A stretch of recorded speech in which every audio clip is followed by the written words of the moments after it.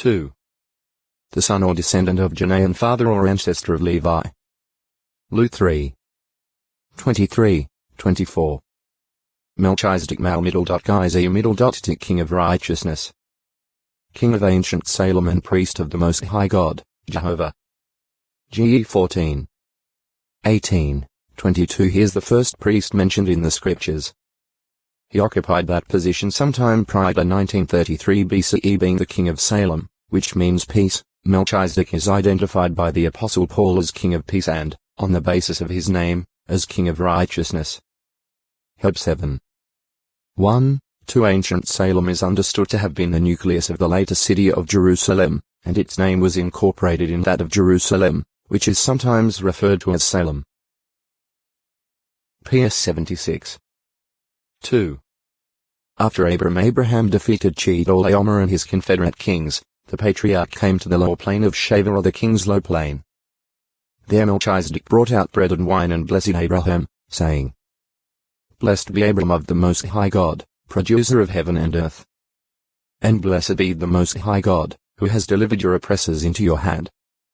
At that Abraham gave the king-priest a tenth of everything, that is, o textoi acute miritra longo, Malak 367 direct appointment. Jehovah evidently appointed Melchizedek to be a priest. In discussing Jesus' status as the great high priest, Paul showed that a man does not take the honor of his own accord, but only when he is called by God, just as Aaron also was. He also explained that the Christ did not glorify himself by becoming a high priest, but was glorified by him who spoke with reference to him. You are my son. Today, I have become your father, and the apostle next applies the prophetic words of Psalm 110. 4 to Jesus Christ. Heb 5. 1, 4-6. Receive tithes from Levi. Melchizedek's priestly status was not linked with the priesthood of Israel, and as the scriptures point out, it was higher than the Aaronic priesthood. One factor indicating this is the deference accorded to Melchizedek by Abraham, the forefather of the entire nation of Israel, including the priestly tribe of Levi. Abraham, Jehovah's friend, who became the father of all those having faith. Just 2. 23. Row 4. 11. Gave a tenth, or a tithe, to this priest of the Most High God. Paul shows that the Levites collected tithes from their brothers, who also issued from the loins of Abraham. However, he points out that Melchizedek, who did not trace his genealogy from them, took tithes from Abraham, and through Abraham even Levi, who receives tithes, has paid tithes, for he was still in the loins of his forefather when Melchizedek met him. Thus, though the Levitical priests received tithes from the people of Israel, they, as represented in their ancestor Abraham, paid tithes to Melchizedek. Furthermore, the superiority of Melchizedek's priesthood is shown in that he blessed Abraham, Paul pointing out that the less is blessed by the greater.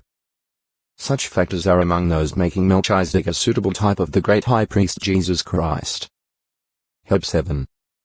4-10. No predecessors or successors. Paul clearly indicates that perfection was unattainable through the Levitical priesthood, thus necessitating the appearance of a priest according to the manner of Melchizedek. He points out that Christ sprang from Judah, a non-priestly tribe, but, citing Jesus' similarity to Melchizedek, shows that he became a priest, not according to the law of a commandment depending upon the flesh, but according to the power of an indestructible life. Aaron and his sons became priests without an oath, but the priesthood conferred on Christ was ordained by an oath of Jehovah. Also, whereas the Levitical priests kept dying and needed to have successors, the resurrected Jesus Christ, because of continuing alive forever, has his priesthood without any successors and, therefore, is able to save completely those who are approaching God through him, because he is always alive to plead for them. Heb 7. 11-25. How was it true that Melchizedek had neither beginning of days nor end of life?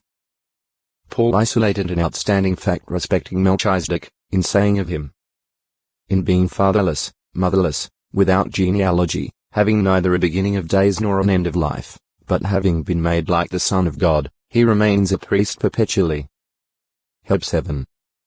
3. Like other humans, Melchizedek was born and he died. However, the names of his father and mother are not furnished, his ancestry and posterity are not disclosed, and the scriptures contain no information about the beginning of his days or the end of his life. Thus, Melchizedek could fittingly foreshadow Jesus Christ, who has an unending priesthood. As Melchizedek had no recorded predecessor or successor in his priesthood, so too Christ was preceded by no high priest similar to himself, and the Bible shows that none will ever succeed him. Furthermore, although O texto acute miritra longo, meme 368 meme. Final. The 13th letter of the Hebrew alphabet. It is one of the 5 Hebrew letters that have a different form when used as the final letter of a word.